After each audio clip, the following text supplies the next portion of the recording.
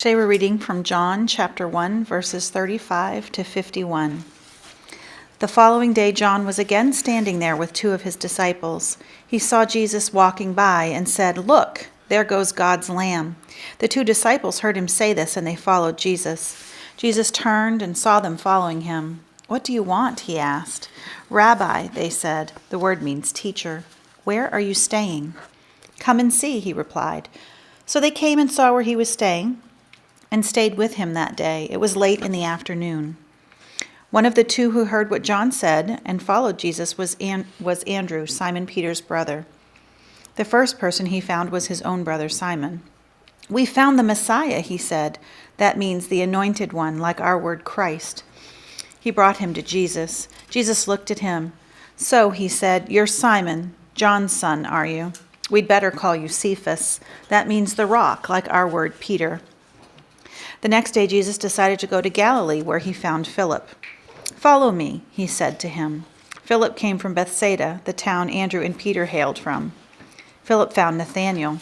"We found him," he said, "the one Moses wrote about in the law, and the prophets too. We found him. It's Jesus, Joseph's son, from Nazareth." "Really?" replied Nathanael.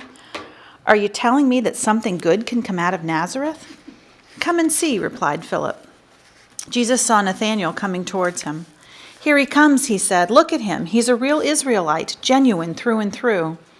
"How did you get to know me?" asked Nathanael.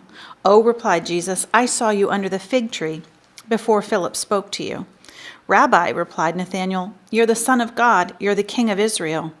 "Wait a minute," said Jesus. "Are you telling me that you believe just because I told you I saw you under that fig tree? You'll see a lot more than that. In fact," he went on, "I'm telling you the solemn truth. You'll see heaven opened and God's angels ascending and descending on the Son of Man."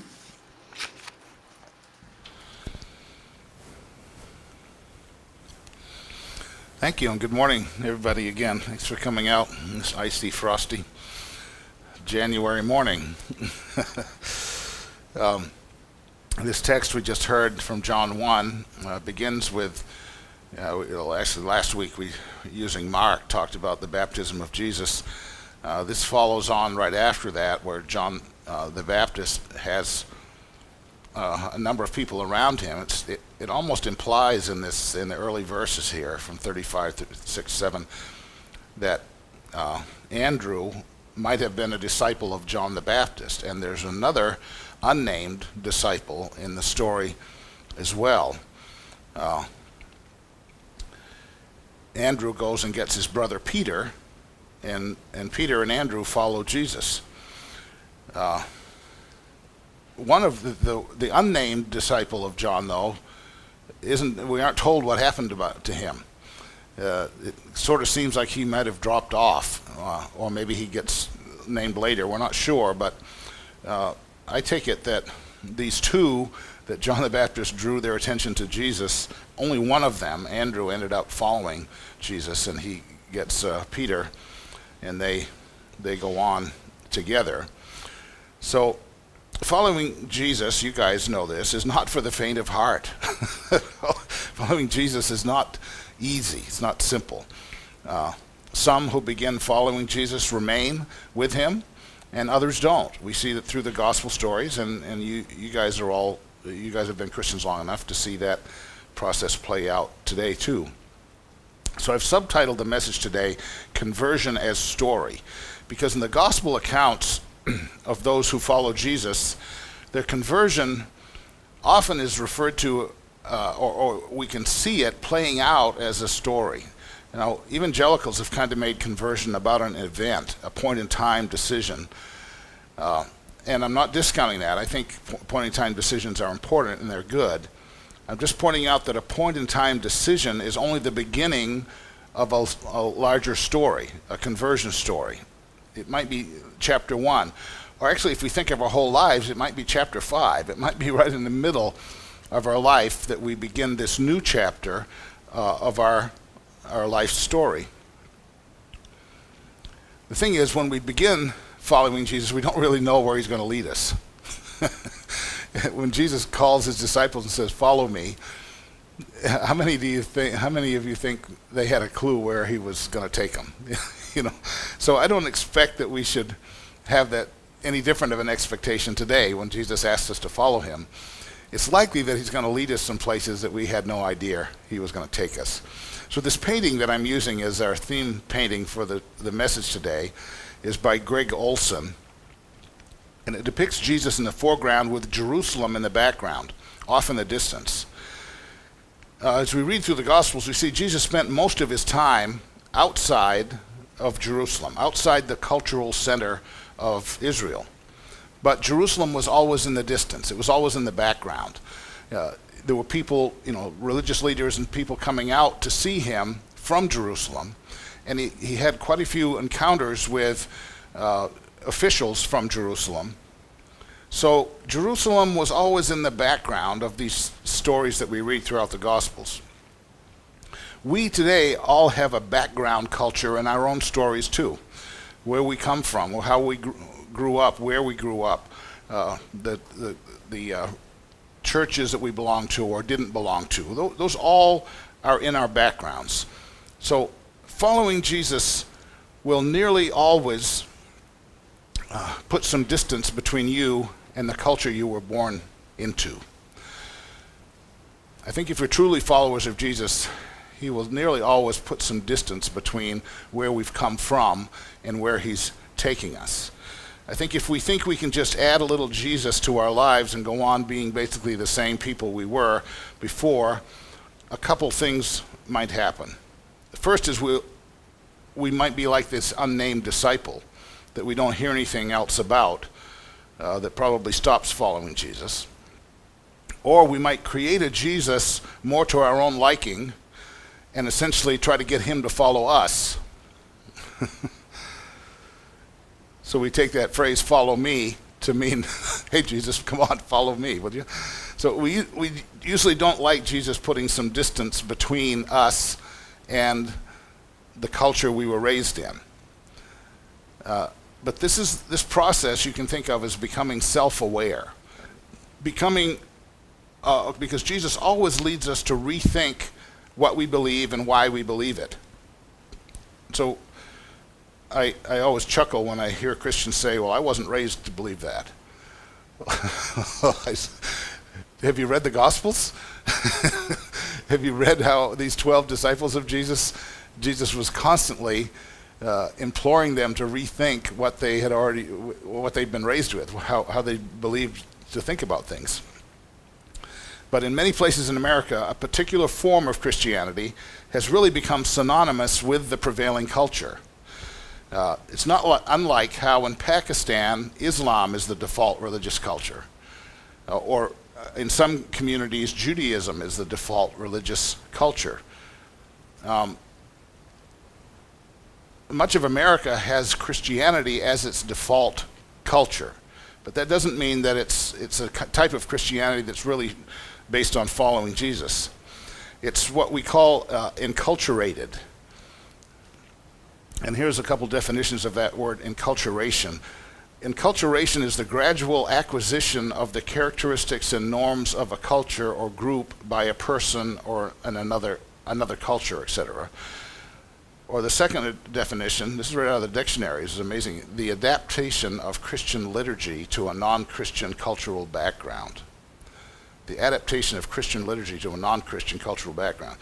So when Jesus calls people saying, follow me, he's not leading them to be enculturated into the Roman Empire. That's not what he was doing. When he was saying, follow me, he wasn't teaching them to be better Roman citizens.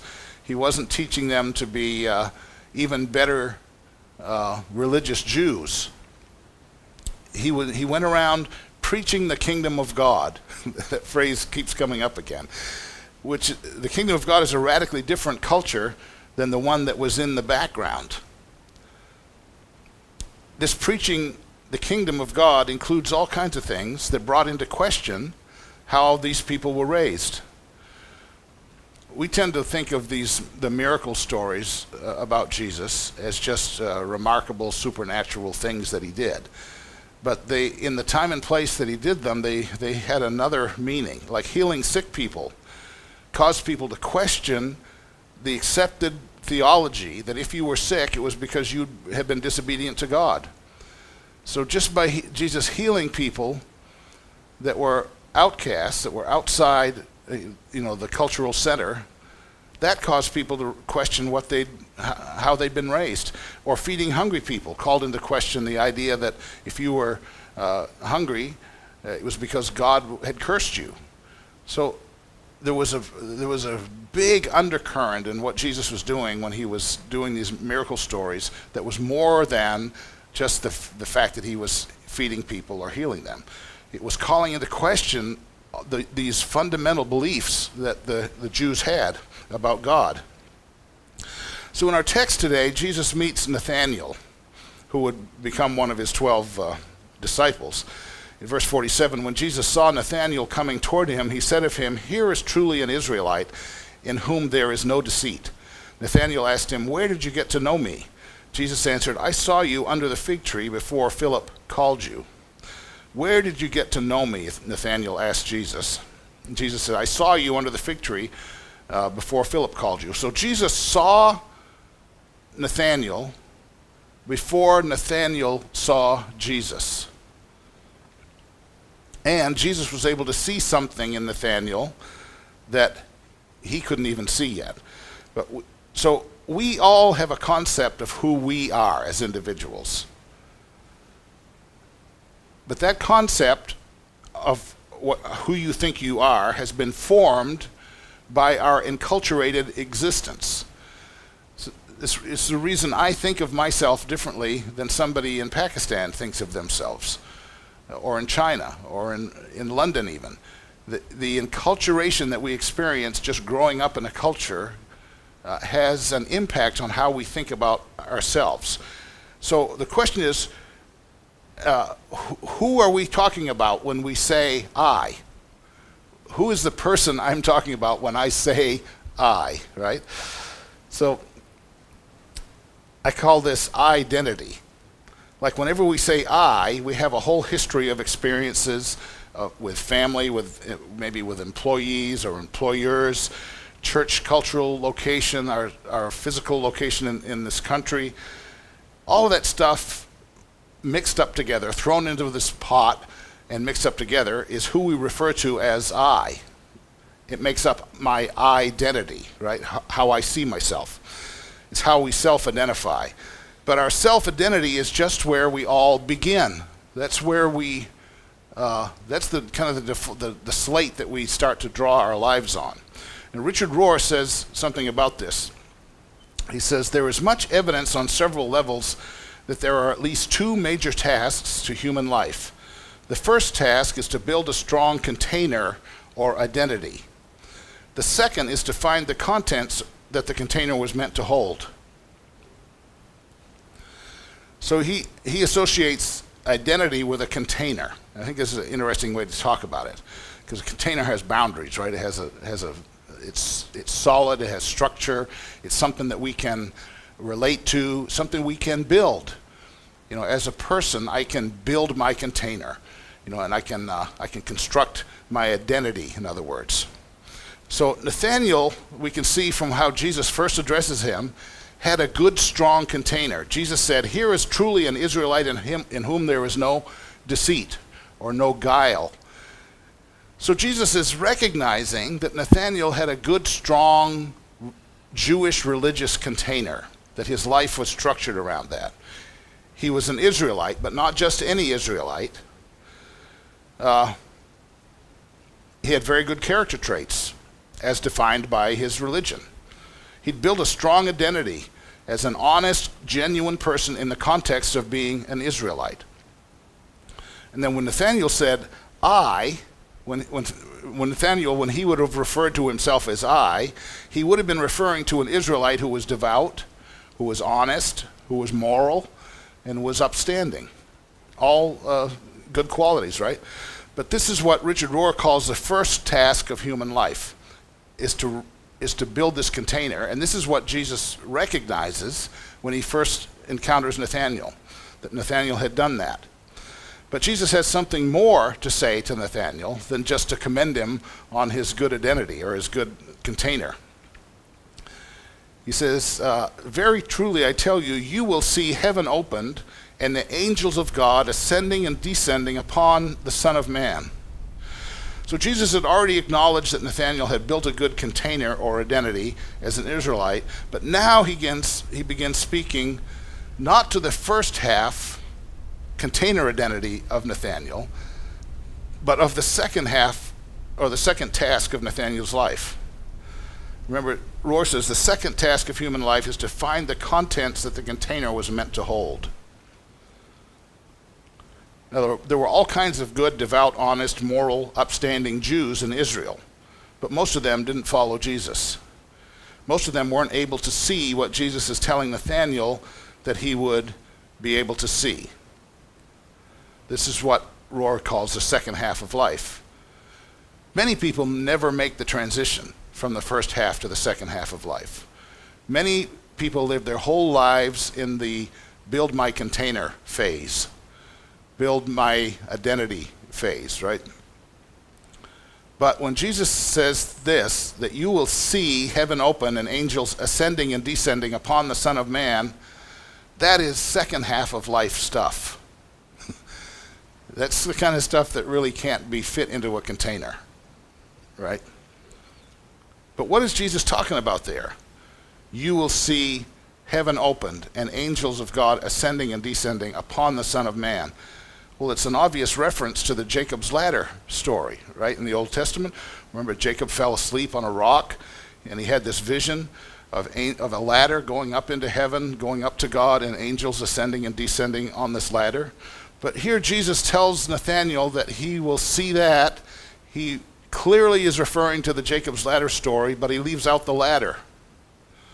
Why does he leave out the ladder? Because he substitutes himself for the ladder. Jesus is the ladder. Jesus is where we will see the angels of God ascending. It's on him that we'll see angels ascending and descending. He is, in other words, the way to the Father. Not the nation of Israel, not the priests or the scribes or the Sadducees or the Pharisees, and certainly not Rome, but those were all the things that were in the background that Nathanael had built his life on as a devout religious Jew.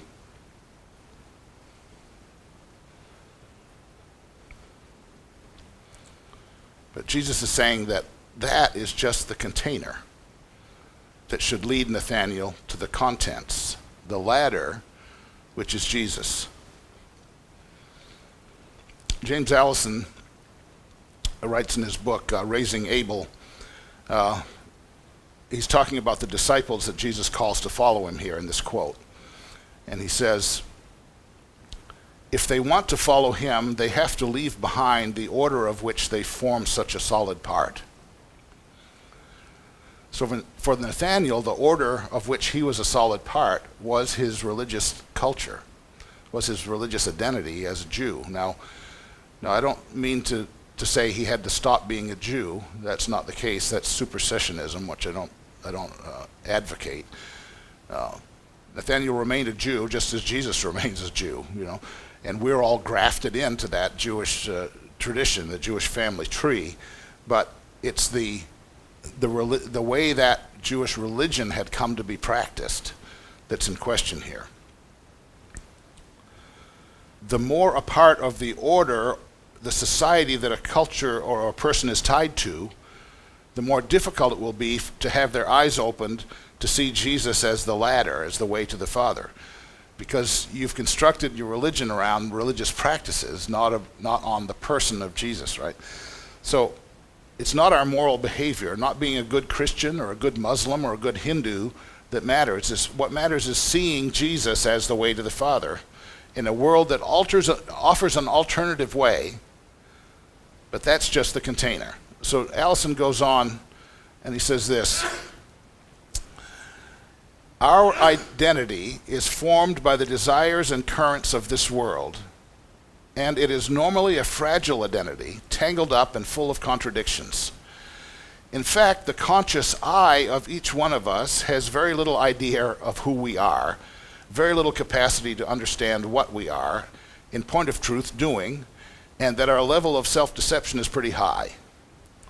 So Alan's just talking about that first half of life here, in different language. He's just saying, as we grow and form our identity, as we build our container, we are building it with lots of assumptions. We're building it because we've been handed lots of stuff just because of the time and place we've been born into. And we just don't think about that very much. We kind of build on those assumptions. And he goes on, and this is really important. Jesus understands very well that to this me, or this I, God does not even speak, because it is a mask me, which only has the ears and eyes of this world. Jesus doesn't speak to this me, but calls into being another me, rather as a hypnotist does, a me which apparently has nothing to do with who we are, and may be its complete reverse, but which is a calling into becoming something we do not even suspect, entering into the process of the creation of a different story. So this following Jesus is serious stuff, because it will call into question everything you've believed about yourself. It'll call into question the whole identity that you've structured for yourself, that you've built.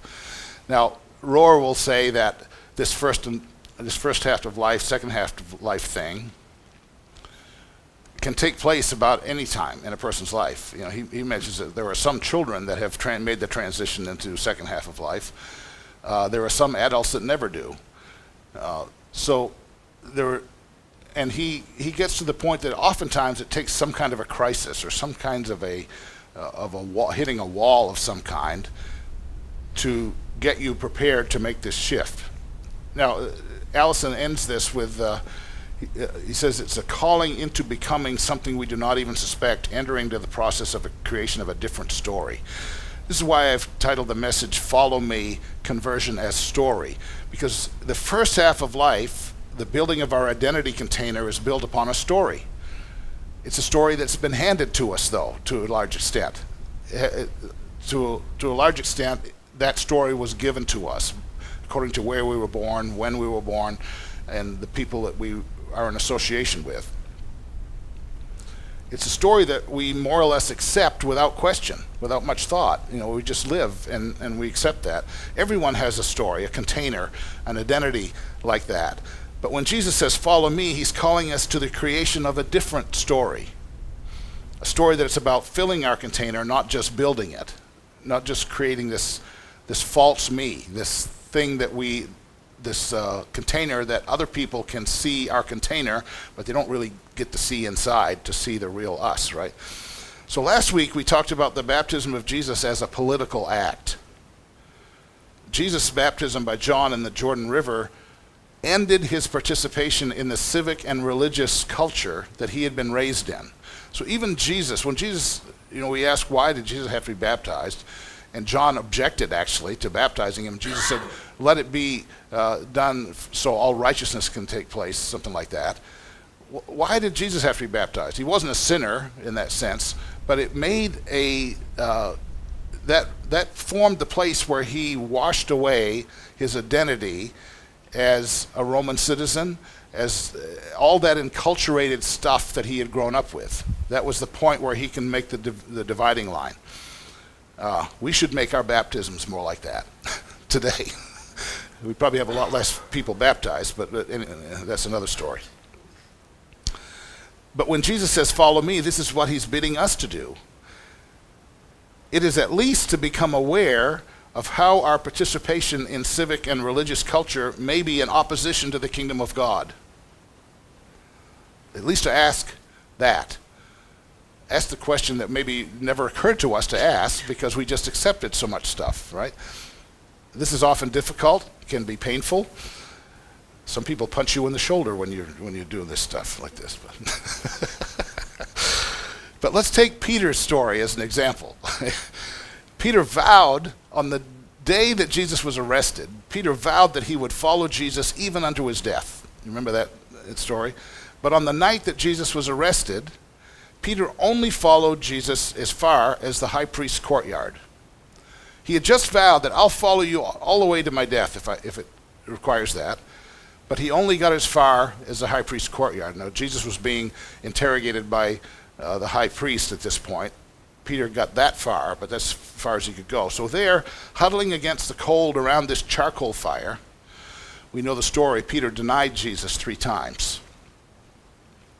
Even after spending 3 years following Jesus, Peter couldn't fully follow and identify himself with Jesus. The religious and political culture that he'd been raised in still had too strong a grip on him. Or we could say Peter was still in the first half of life. He was still trying to build his container, even though he probably didn't understand this struggle he was going through. We know this was a massive struggle for him here, because in Luke's account, as Jesus is led away out of the courtyard, his eyes meet Peter's eyes, and Peter breaks down and weeps bitterly. So Peter had come to the end of himself, his I, the self he had constructed, or the container he had built, and that self at this moment failed him. Right there in the high priest's courtyard, Peter's container, his very self, went up in flames in this charcoal fire. And this is often what it takes for us to start to make this transition. But then after the resurrection, Jesus comes to the Sea of Tiberias. Peter and some other disciples are out fishing, and when Peter realizes that it's Jesus on the shore, he dives in, and he's the first one to get to Jesus. But Jesus doesn't say anything to Peter. If you read that story, Jesus is just sitting there cooking fish on a charcoal fire. A fire very much like the one Peter had denied Jesus around a few days earlier. This is often how this transition from the first half of life to the second occurs. We're brought back to the place where our container or our identity failed us. So for Peter, he was a brash, self-assured fisherman, right? He vowed even to go to his death with Jesus. This second charcoal fire must have been a stark reminder of the moment where his self-assured identity had failed him. And Jesus is just sitting there, not saying a word. But he serves Peter and the others some fish, cooked over these red-hot coals that were likely searing Peter's conscience. But after they finish eating, Jesus gently gives Peter 3 opportunities to confess his love for Jesus, countering the 3 denials that he had made around another charcoal fire. This is Jesus leading Peter out of his container, the one that had gone up in flames in the high priest's courtyard. See, that identity that Peter had relied on his entire life had failed him when he needed it most. Right at the moment when Peter needed his self-constructed identity, which was all about strength and power and bravado and might makes right, when he needed that identity the most, that container let him down. And then now, far from the religious and civic centers where he had denied Jesus, Jesus ignites a new fire in Peter, a different fire that won't let him down. But it takes 3 times to get it started, 3 tries. Do you love me? Do you love me? Do you love me? And Peter enters the second half of life. The power of love has been kindled now in Peter's heart. And a new identity is born in Peter. He's, we could say, born again.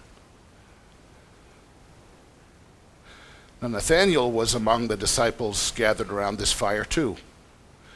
We're not told as much about Nathanael's transition to the second half of life as we are Peter's. We don't know if it was like Peter's or not. He was Peter's brother, so it's likely that he might have had some of the same characteristics. Maybe not. Those of us that have multiple kids know their personalities differ quite often. But Jesus prophesied to Nathanael that he would see something different, or be able to see something differently than he had been able to see before. I'm sure the disciples all got to see each other's struggles in making this transition. I'm sure they all influenced each other and found strength with each other to keep going together. That's exactly what church is supposed to be today.